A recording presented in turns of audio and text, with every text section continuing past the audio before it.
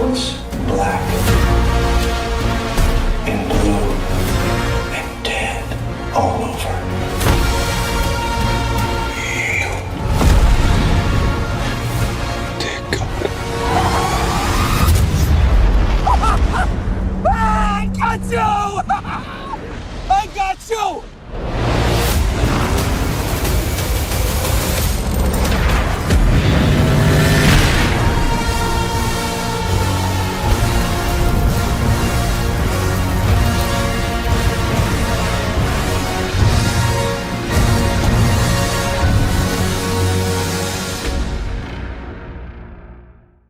Hi there, so I just wanted to make a video that's unscripted, just off the cuff, to kind of give a sort of review of The Batman, which is directed by Matt Reeves and stars Robert Pattinson, Zoe Kravitz, Andy Serkis and Colin Farrell. So this film begins, it's 2 years into Batman's career, or Bruce Wayne's career as Batman, and he's still kind of a rookie, but you know, he's figured things out, he's kind of got a routine going. He still isn't trusted by the Gotham City police. However, he has formed a relationship with Commissioner Gordon, who is played superbly by Jeffrey Wright. Brilliant casting there. And the two kind of trust each other, kind of don't trust each other, but know that by working together they can take down bad guys. So the first thing I should point out about this film, thank God, there is no origin story for Batman. You do not see a little Bruce Wayne and watching his parents get murdered or anything. I'm so glad we've got past that point with superhero films where they feel the need to tell us the origin stories of classic superheroes that we all know the origin story of.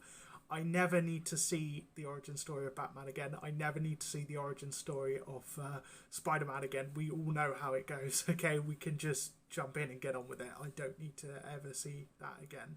We all know it's just in popular culture. So yeah, I really like that they just begin the film. There isn't a build-up or anything. Bruce Wayne is Batman at this point. He's still figuring things out, but he is the Caped Crusader. So yeah, he's been fighting crime for a couple of years now. He's kind of doing okay with it, but this film shows him going up against his first real supervillain, if you like, in the form of the Riddler, who begins targeting important people around Gotham City and leaving notes for the Batman. And these notes come in the form of riddles, obviously, that he has to solve and that reveal clues as to who the next target will be. And, you know, it's a race against the clock for him to figure out who the Riddler is, where he is, and to stop him before more people die. Now, this film is there's a lot of action in it. Don't get me wrong. This is definitely a superhero film. This is an action film. There's plenty of fighting and stuff, but it's also a film that really leans into the fact that Batman is meant to be the world's greatest detective. There is a lot of detective work going on here. The director said he kind of wanted to do a sort of film noir detective story here, kind of in the same vein as Seven, and it totally nails that. This film is where you see that Batman isn't just about punching people in the face, which he can and does do very well, but it's also about him using his brain, trying to stay 2 steps ahead or get 2 steps ahead of the Riddler. You know, the Riddler, I'm not going to spoil anything, but the Riddler historically isn't a villain who fights Batman physically. He's a villain who tries to outthink him, and they definitely lean heavily into that here, and I really like that. That's really cool. So the elephant in the room, I guess, is that a lot of people were upset when Robert Pattinson was cast as Batman, and I don't understand how people still haven't learnt their lesson from this. I feel like ever since the internet has been a thing, people have been, having small meltdowns over the casting of superheroes and supervillains. when are we going to get over that? I remember, you know, when I was a teenager and The Dark Knight was coming out and it was announced that Heath Ledger was going to play the Joker, and everyone was like, oh my God. And, you know, he was a guy that was mainly known for comedies and rom-coms at the time. And people were like, how can that guy be cast as the Joker? And then, you know, he turned out one of the best Jokers we've ever seen. And I feel like that should have been the point where we all went, oh, maybe we should actually just watch the films before we judge. But, I think it's really dumb whenever there's controversy like that. And I'm pleased to report that Robert Pattinson, I think, is a fantastic Batman. I think he's a great Batman. You don't really see the Bruce Wayne side of Batman in this film, to be honest. But I totally buy Robert Pattinson's Batman / Bruce Wayne. When he's in the Batsuit, when he's fighting, he looks so intimidating. He's tall, he's got the armor on. You know, he's just got that scowl constantly. I totally buy it. I really think he is one of the best Batman, in my opinion. I mean, that is obviously massively subjective, and you know, but I think he's really good. He looks the part, he acts the part. He really brings across that idea that Bruce Wayne considers himself to be Batman, and that Bruce Wayne is the alter ego rather than the other way around. And yeah, you can see, you know, there was like some stories going around saying that he hadn't got into shape for the role or anything. Well, he definitely did, okay? Like, if that's what Robert Pattinson looks like just on a day-to-day basis, then he's a lucky dude to be able to be in that sort of shape without working out. No, he was definitely hitting the gym, okay? So yeah, I think he was really good. I think Robert Pattinson has proven himself to be a brilliant actor in things like... you know, in The Lighthouse. He's a really good actor, is Robert Pattinson. Okay, I know he was in Twilight. I know those films aren't very good, but they're not good despite Robert Pattinson. Okay, not because of him. No one could have made those films really good. I know they were successful, but good is a different thing. So yeah, I think Robert Pattinson's a really good actor, and I think he's nailed this Batman. I'm totally up for seeing him do future Batman films. I don't know if he'll want to do that, but yeah, I'm up for that. So the film also has a number of other really good casting decisions.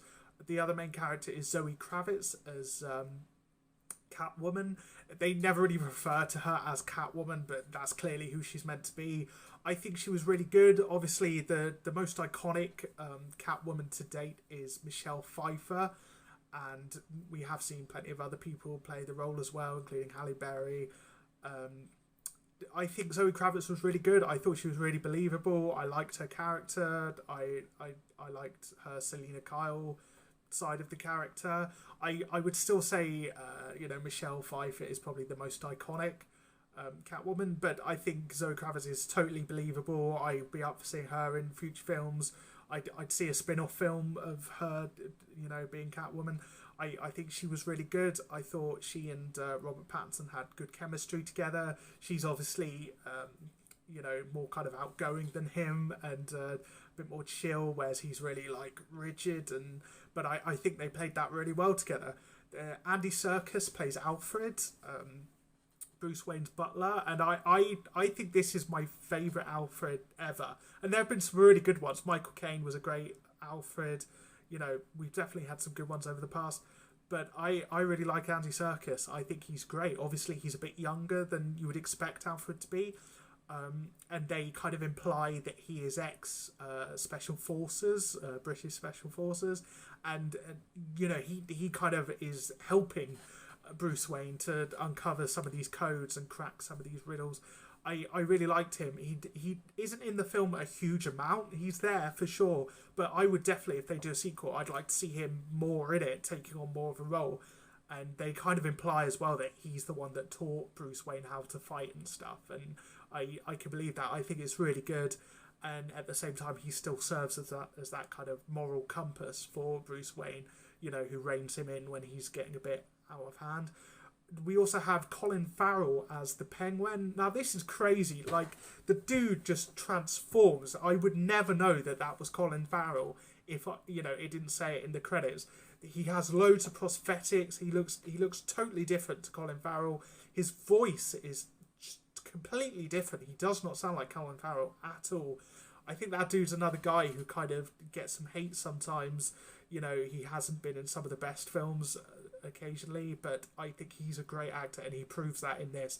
I really liked his character in this. I hope he shows up again in future films, and yeah, I think he nailed that kind of mob boss, you know, the Penguin type thing, where he's not kind of the super villain of the story, but he is this element that's in the background that Batman kind of has to be aware of and be cautious of.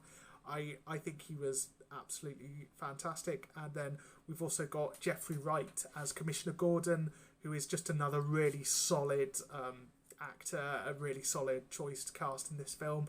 I loved him in Westworld, and yeah, I think he's a great Commissioner Gordon. I still think, personally, my favourite Commissioner Gordon would go to Gary Oldman in the Nolan trilogy, but Jeffrey Wright is great, and I really liked. He is almost as much of a character in this as Batman. You know, if you took Batman out of this he would be the main character of this film, trying to solve these riddles. And I love the relationship he and Batman have. The back and forth. The can they trust each other? Can't they?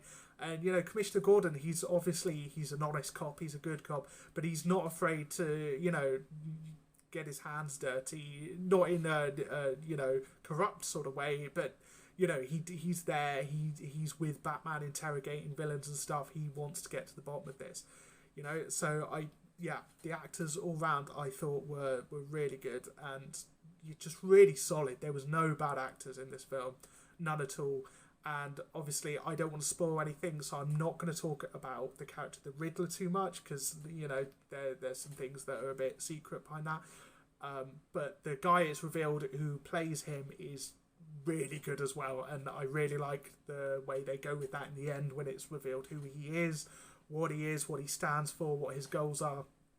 It all really comes together, and in many ways kind of mirrors real life. Some of the things we've seen in recent years, you'll know what I mean when you see it, but he absolutely nails it. The actor that plays him is really good. I don't know if they've publicly announced who it is that plays him, so I'm not going to ruin it. Maybe they have, but he's a really good actor. I've seen him in some other things, and he's absolutely superb. So yeah, all around, I feel like no one is putting in a bad performance in this film. So yeah, as I say, this film is like the Riddler character reminds me a lot of the Zodiac Killer. You know, the way he's leaving riddles and messages for the police. As I say, this is definitely a film that leads into the idea that Batman is a detective, and he's perfectly capable of kicking ass, but he's also smart. You know, he's not just a thug. He can think about things, and I really like that. We've seen Batman do some detective work in, especially in the Nolan films, you know, but they really lean into that here. And you know, there are scenes where it's all about Bruce Wayne just trying to figure out, looking at the information he's got, and I really like that they look at that side to Batman, because it can often be looked over. I want to mention the music in this film. I loved it. Okay, so you have the original scores by Michael Giacchino. I'm sorry if I am butchering that, and it's so good. It's so foreboding and brooding, and there's this motif that plays regularly that's kind of Batman's theme, and it's just so really like powerful, and it punches right through the speakers. And yeah, a fantastic job. I was listening to the original soundtrack earlier today. It's really good, and obviously there have been some really good musicians in the past who have scored Batman films, from Danny Elfman to Hans Zimmer, and they've all done incredible jobs. And you know, it's a daunting task to be someone who's gonna, you know, score a Batman film, because you're living up to a lot, but he nails it. I really like the music in this. Obviously there's some licensed music in this, so if you've watched the trailers you'll know that Nirvana's Something in the Way was used in the trailers. You do hear that song twice in this film, and it's a good track to have in the film. I know some people might say, oh, it's a bit dark, it's a bit emo. I think it works. I really do. I think that lyric, Something in the Way, there is something in the way with Bruce Wayne. You know, this is a guy who is clearly massively traumatized by his parents' death. He has these mental barriers, and he has this obsession, and I think that is a good track to underscore this film with. It works really, really well.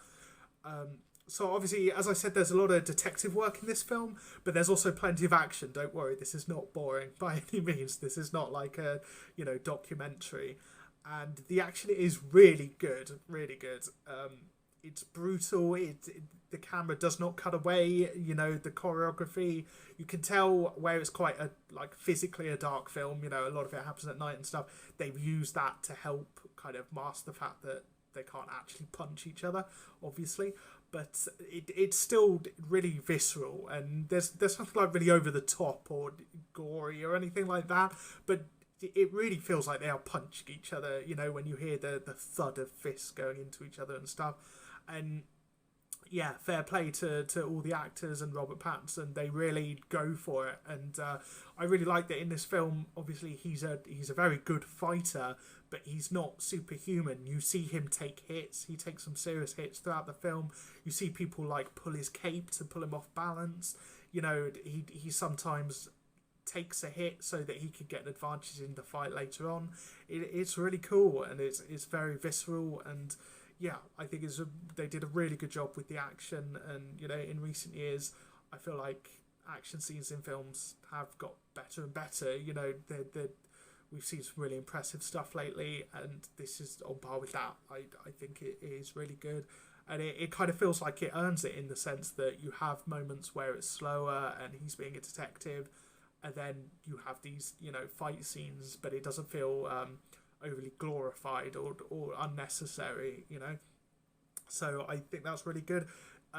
One of my favourite scenes is it's not that long, but it's a Batmobile chase scene where Batman is chasing someone. You may have seen it in the trailers, but I'm not going to spoil anything. And I love the Batmobile in this film. Okay, I'm not the biggest car guy in the world, but if you've seen my review of the Lego Mustang, you'll know that I love muscle cars. They're really cool. You don't see them in Britain that often, but I just think they're such cool looking cars, and I love that they've kind of been inspired by muscle cars for the new Batmobile. I love the Batmobile in this. In previous films we've seen a really high-tech Batmobile that's kind of looks a bit beyond anything you could really have, or is something that only the military would have access to. And it makes sense Batman could have something like that because he's a billionaire. But what I really like about this film is the Batmobile in this. It looks like something that Bruce has himself built. It's like he bought himself, a Mustang, and then has modified it himself, put some armor plating on it, swapped out the engine to make it super fast. And, it doesn't have a huge amount of gadgets. It hasn't got guns on it or anything like that. It's just a car that's basically been designed to be really fast and really tough. And I love it. I think it's one of my favourite Batmobiles, that and the Tumbler. I think it's really cool, and that chase scene, man, is so good, seriously. So yeah, I definitely, I think on both action and the more meditative side, this film definitely delivers. And something I want to say about this film that I really like is so in the run up to this film, people have been saying oh, it looks really dark and emo and depressing and just so gritty. And look, I'm not going to sit here and say for a second that it isn't a dark film. It is, okay? This is very adult, very realistic. It's R-rated. This is a dark film, but I think something that surprised me is that it's a hopeful film. I'm not going to spoil anything, but I really feel like this is a film where Batman kind of has a character arc. As I say, it's quite early into his career as Batman. So he starts this film off with a certain mind frame about what he needs to be for Gotham. And by the end of the film, that's changed a bit, and he realises he needs to be more, perhaps be a more hopeful message for people, rather than being this big, terrifying, dangerous thing, which obviously he still is for criminals, but he also wants to inspire good people. And I think that's something that especially the Ben Affleck Batman films really missed with Batman.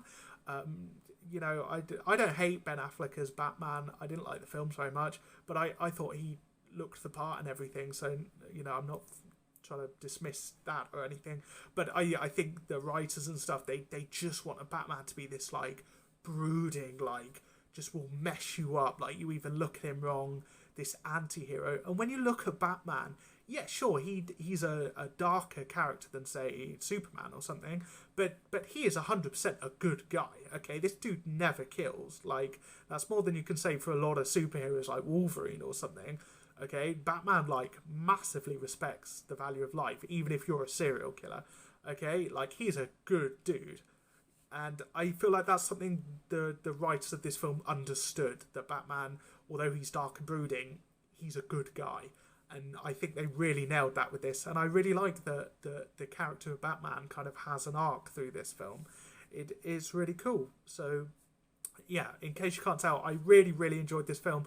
I saw it last night. I've already booked tickets to see it again with another friend of mine. It's definitely something I think is worth seeing a couple of times.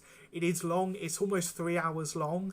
And I don't know why, but the older I get, the more I struggle with long films. It must be a sign of age. But it didn't feel like 3 hours. It really didn't. I'd say, you know, if I hadn't known that going in, and at the end you said, how long do you think that film was? I'd said like 2 hours and, 10 minutes or something. Like it didn't feel like a slog at all. There was really nothing I felt that needed to be cut or that it slumped at any point. I really enjoyed it. I really feel like this is the best film I've seen since I started going to the cinema again following, COVID and everything. I've seen a few films, but nothing's really, like, blown me away. But this I really enjoyed. I really hope that we get sequels from this. I hope they're as well thought out as this one has been. I hope they take their time and everything. They don't just jump on it.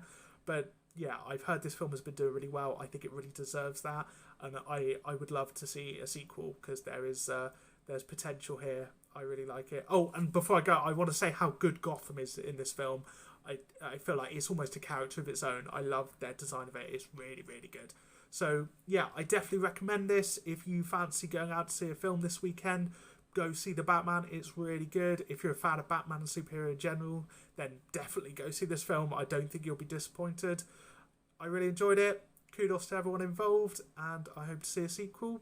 Thank you very much for watching. If this was helpful to you at all, please give me a like. Leave a comment if you've seen the film. Let me know. Try and keep it spoiler-free for other people. But let me know what you thought. How would you rate Robert Pattinson against all the other Batman? And yeah, I'll see you guys next time. Stay safe.